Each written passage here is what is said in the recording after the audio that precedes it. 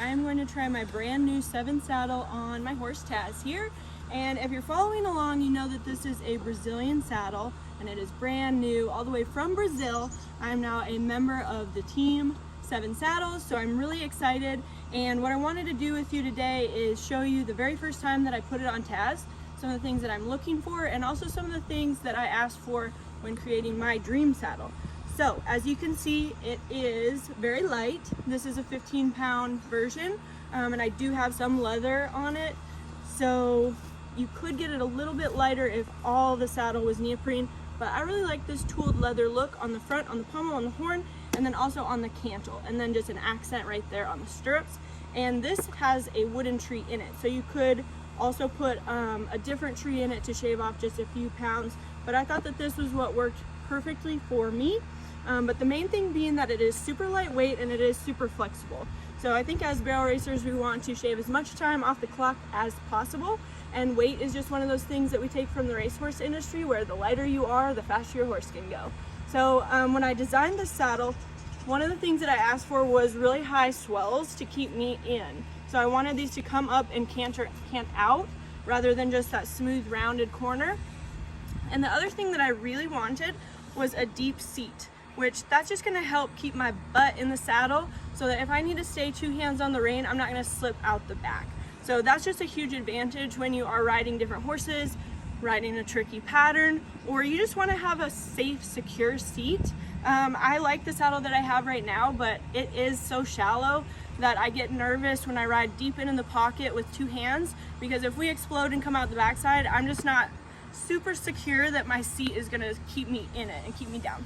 So those are the things that I was looking for. And then I of course wanted a tree that was fit for my horse, which the makers of 7 Saddle did some advising with me on that, just looking at how his withers are fairly high and he is a very big horse. So I talked to them and I discussed what kind of tree would work best. So let's see how it fits. And I am going to throw this on without a saddle pad just so I can see where it's making contact. So the first thing that I noticed is it is super lightweight. My other saddle, I definitely couldn't pick it straight up like that off of his back. It's probably at least 10 pounds heavier than this saddle. But let's come over here and take a look right up in here. This is what I was mainly concerned about, was the clearance in the gullet. So I don't want his withers to be too close right here, because I would never want that saddle to push down on him. And the other thing I'm looking for is contact throughout the withers and then all the way to the back. And of course a saddle pad will help with some of these spaces, but for the most part this is a very well fitting saddle. But the true test will be when I actually saddle him up and we get sweaty. I want there to be no pockets of dry hair. So I want the sweat marks to be completely even across the back. And then I'm just checking to make sure it's sitting squarely on his butt, which it is. But some horses are built differently and they need certain things from their saddles. So it's just good to check all of these areas. And I just like how it's making contact all the way across here, super even. So I don't see any pockets that are abnormal. This is just a really great fit. So now let's put a pad on and see what that looks like. All right, so I'm getting my 1-inch best ever pad out. This is my favorite because, like I said, Taz does have thick withers, and I just like that it's extra protection for him. He is a super big boy, so I just want it a little bit thicker. But on a horse like Cupcake, who's more round, I would choose probably a 3/4 inch or a 1/2 inch pad, just because she doesn't have those withers to keep the saddle in the middle. So I want that saddle to contour to her body even more, if that makes sense. And this saddle has a cutout. The saddle pad has a cutout right on the top for those higher withers to come through.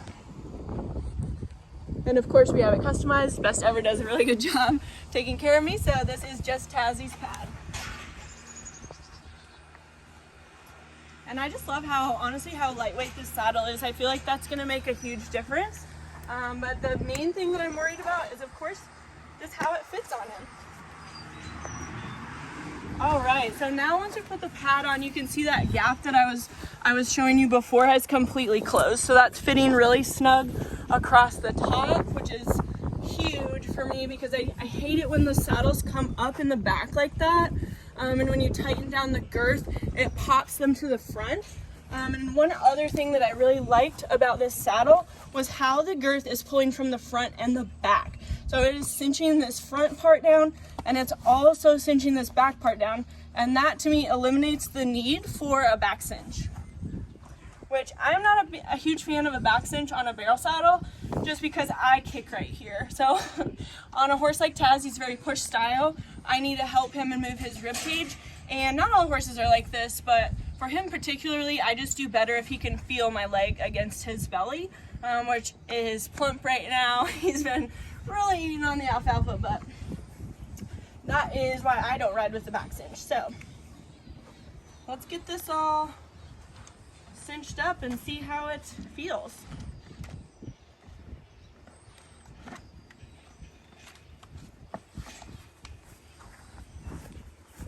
You can cut that one.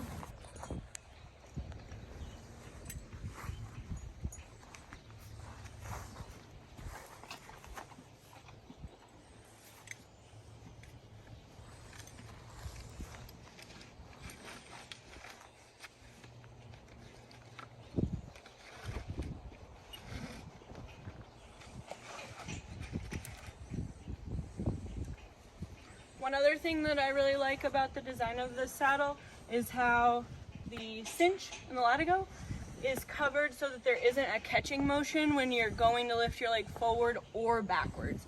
Some saddles have such a huge catch right there with the stirrups and all the hobble straps and everything underneath here that it makes it almost impossible to lift your leg forward or backwards. And I'm not a huge fan of doing that, but there is a time and a place when it could save you those 5 seconds of hitting a barrel. So I love that it's not catching and that this is completely guarded with a flap. And the other thing I really like is how flexible this neoprene is on the stirrup, so that you could lift your leg straight up if you needed to, where leather's just a little bit stiffer. So I think for pleasure riding or for correct posture, the leather helps keep your leg in place, but for barrel racing, we are going for speed, not for form, so I think that's going to be a huge advantage.